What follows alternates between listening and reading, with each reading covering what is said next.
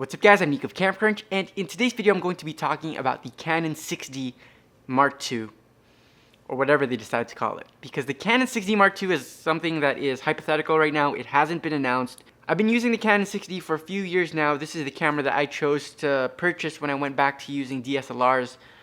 I was using Fuji mirrorless prior to this, and it's a camera that I've been completely happy with, especially as just an amateur photographer. I love taking pictures, but I haven't really done anything professional. This is the perfect camera for me. In fact, it would do very well in many professional situations depending on the type of photography that you do. So I highly recommend this camera, and you can go pick this up. It's getting a lot cheaper. I'll leave a link in the description to the cheapest prices you can get the 6D. And yeah, so today I'm going to talk about the 6D Mark II, or whatever they decide to call it. This is a camera that is said to be, coming out maybe late 2016 or early 2017. And it's a camera I'm very, very excited for, even though I'm completely happy with this camera. Because even though there are a lot of features that I like about this camera, cameras can always be improved. And yeah, there are just a few things that I would like to see in the next one that would make, I think, that camera a game changer, especially in the entry-level full-frame DSLR market. So before I start with the features that I hope for in the next camera, and also the rumors of the features that will be in the next camera, I just want to talk about the things that I do like about this camera. And many of them I didn't really expect to like, but I ended up enjoying. The first is the image quality. This has image quality that's better than the 5D Mark II that I was using before it. It's, more than enough for me. So even if they didn't touch the image quality, I'd be more than happy. Of course, there are cameras that greatly surpass Canons right now, like the Nikons and the Sonys they're just a lot better in high ISO and dynamic range and that sort of stuff. So that would be nice to see, but in terms of image quality, I'm completely happy with this camera. It is more than enough for me. Some of the features that I thought, would just be extras and I didn't think would be using too much are things like the Wi-Fi. So the Wi-Fi is something in cameras that I don't think too many people use as of yet, because the implementation in a lot of cameras is very clunky. But with this camera, the first version of the app at least was a little bit harder to set up. Not hard, but it took a while. But once you set it up, you could always link your camera to your phone almost instantly. And now they have a new app which is even easier.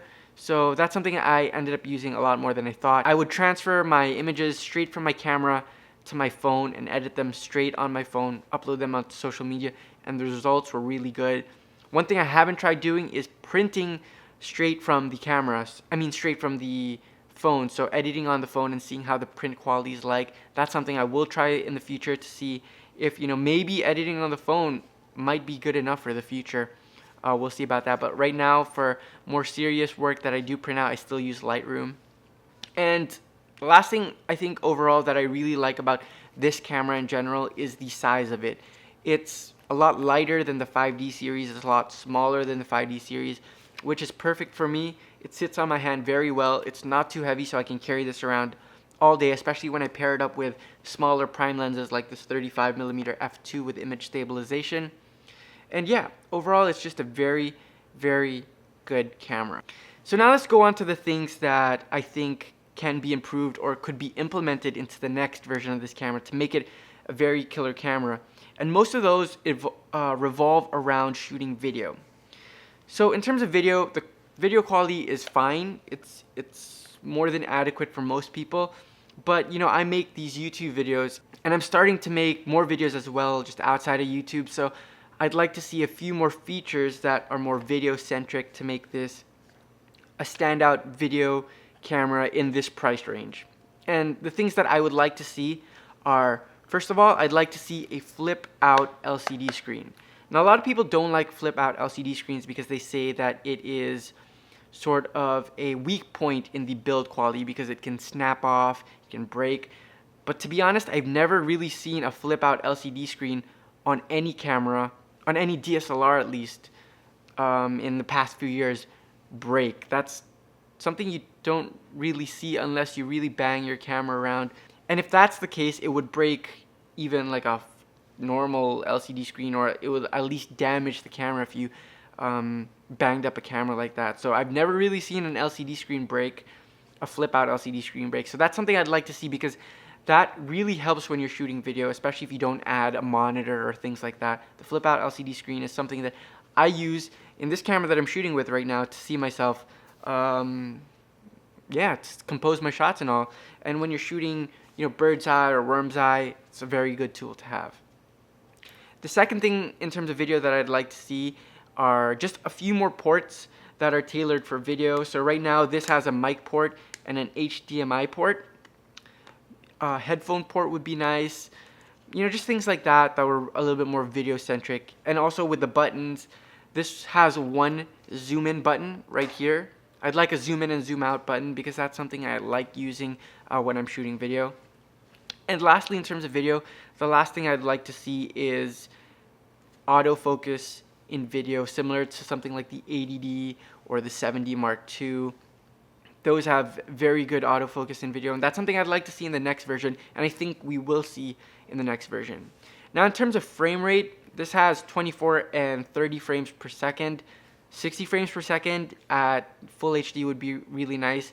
4K would be really awesome, but I doubt that they'll put 4K in the next 60 Mark II or whatever they decide to call it, because they haven't really trickled down 4K from their cinema lineup just yet, except for, you know, in the 5D. Does the 5D even have? No, I don't think the 5D even has 4K. So yeah, it's just in their, you know, really high-end cinema cameras right now. So that's something I don't think we'll see in the 60. It would be cool, maybe even just 24 frames per second 4K. That'd be super solid. But yeah, those are the video-centric features that I'd like to see. Now, in terms of the photo, the only big change that I'd like to see is the autofocus. I'd like to see a few more autofocus points. Right now, I think this has 9 or 11 autofocus points. Yep, 11 autofocus points. And they're all bunched up in the middle, and really only the center focus point is very good. Now, the center focus point is actually very, very good, but the surrounding focus points aren't that great. So if those could be updated, that would be awesome as well. I'm happy with the size and the weight and the build quality. So that, you know, they really don't need to change that at all. This is like a perfect sort of compact full frame DSLR. The last thing I'd say is put another SD card slot. You know, one card slot these days is, you know, it's just, I don't know why they wouldn't just put a second card slot. It doesn't seem as if it would be that hard. So that's the last thing I'd probably want to see in a Canon 60 Mark II. Aside from that, I think everything is pretty solid with this camera. So even if they just put some of those, I'd be completely happy with the second version of this camera, and I'm probably gonna pick it up, especially if it comes out sometime next year, like early 2017. That would be a practical time for me to, you know, add another camera to my lineup, because right now what I'm trying to add is a Canon 80D to replace this Rebel that I'm shooting with for video, and so that's probably gonna come in the next few months. So that's it, guys, for this video. I hope you guys enjoyed, and if you guys are using a Canon 6D or want a Canon 6D or the next version of it, let me know what you guys think will be in the next version of the camera, and yeah, let's talk about it. Again, I'm Nico of CamCrunch, and I'll see you guys in the next video.